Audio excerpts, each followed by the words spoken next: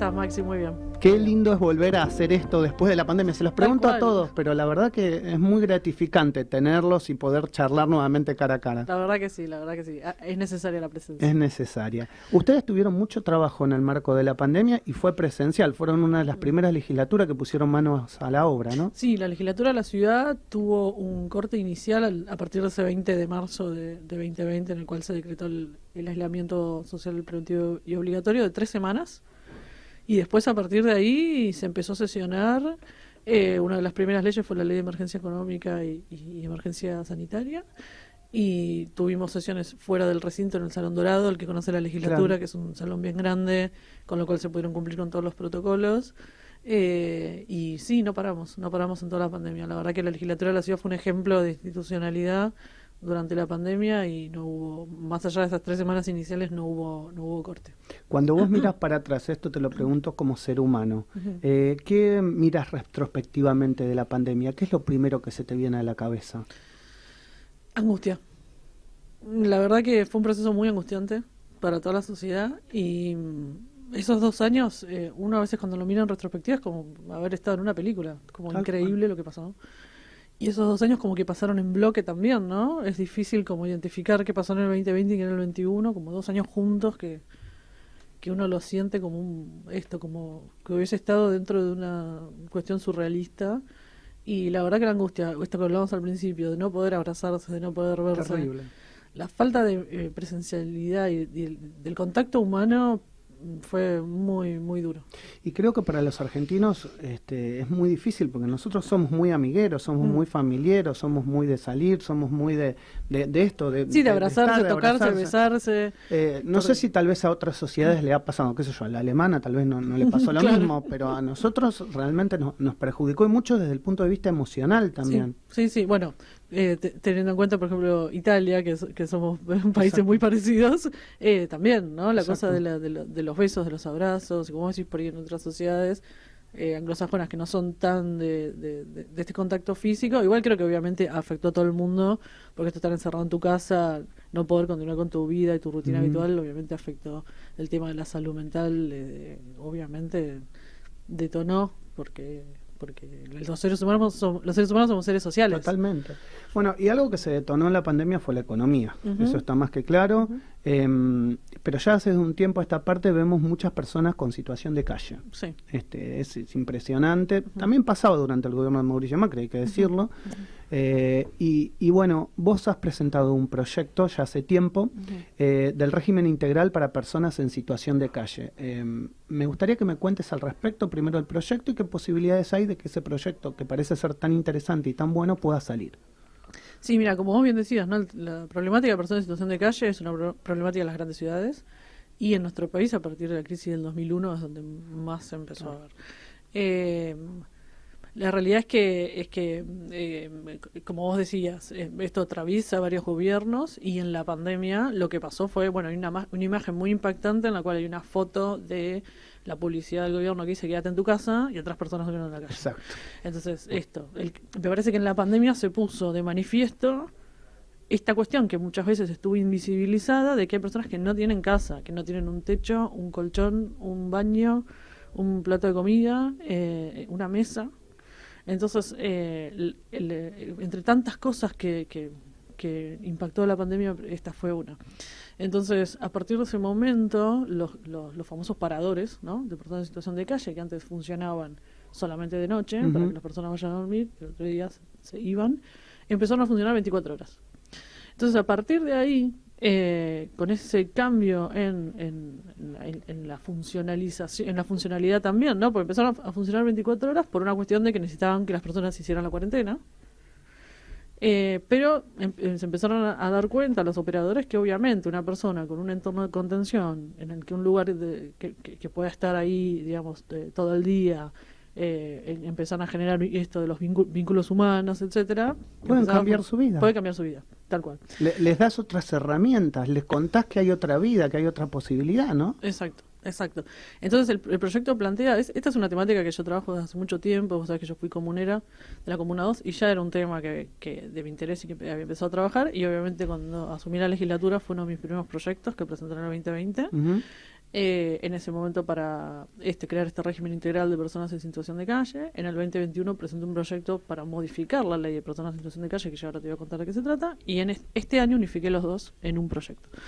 El régimen integral es justamente eso, que el parador sea un verdadero centro de inclusión, o sea, se le ha cambiado el nombre, de hecho, oficialmente, y me parece que también tiene que ver con este cambio de mirada, que no sea un parador, sino un lugar en el que la persona se puede integrar, con un equipo interdisciplinario, con personas que abordan las diferentes problemáticas, ¿no? Porque dentro de situación de calle tenemos personas con problemas de salud mental y adicciones en un altísimo porcentaje, y personas que están en calle por una cuestión de pobreza estructural, personas que han caído en calle por una cuestión de pobreza de los últimos tiempos. Entonces, consumo problemático de salud mental hay mucha, se estima en un 40%, la verdad es que es altísimo. Entonces, obviamente tiene que haber un psicólogo, un asistente social, personas que puedan abordar esa población.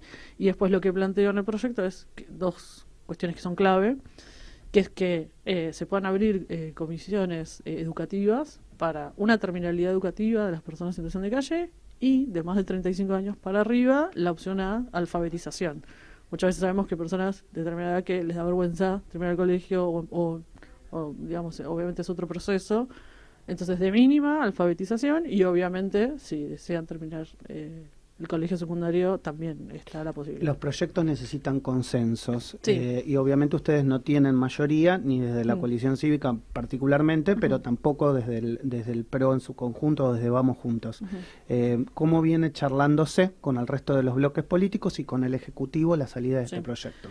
Ahí te respondo eso. Primero hago un punto con relación a lo que te decía. Vale. Aparte de la terminal educativa, está la capacitación en oficios y buenísimo. la conexión con la bolsa de empleo del gobierno de la ciudad. Bien. O sea, el corazón del proyecto es educación y trabajo. Bien.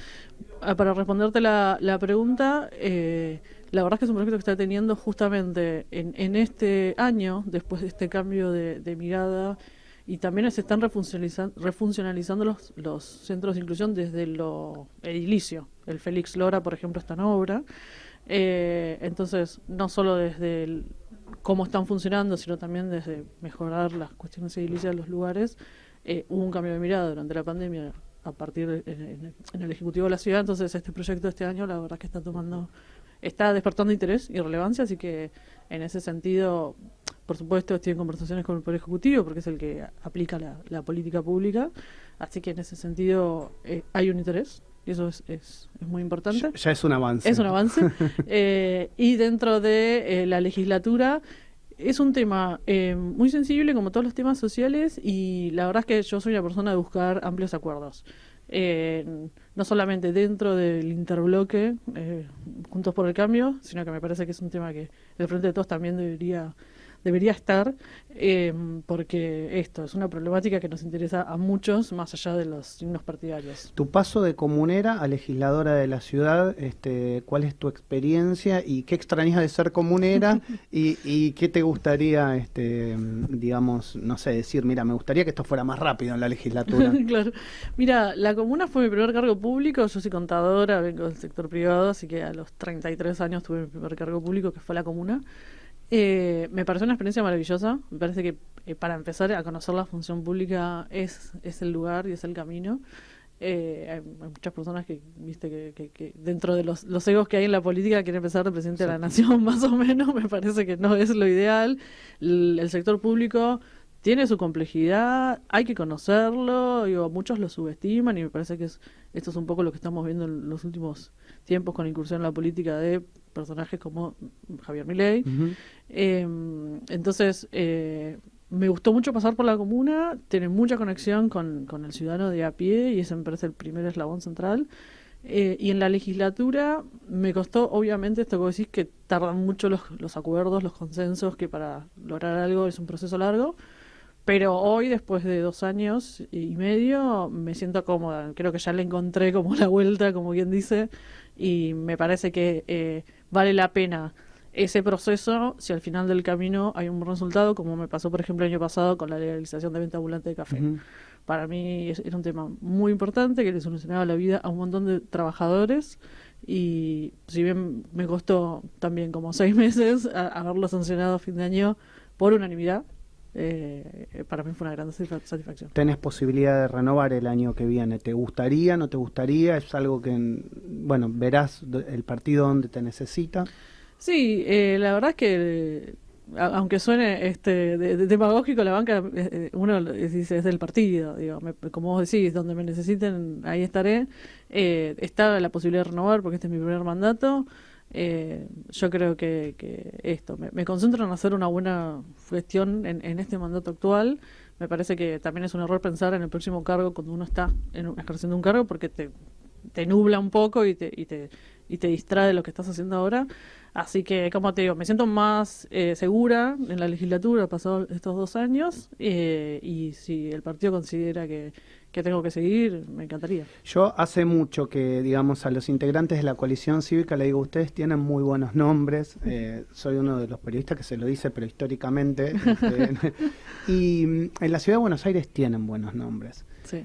Paula Oliveto es como que blanqueó la posibilidad de poder pelear una interna.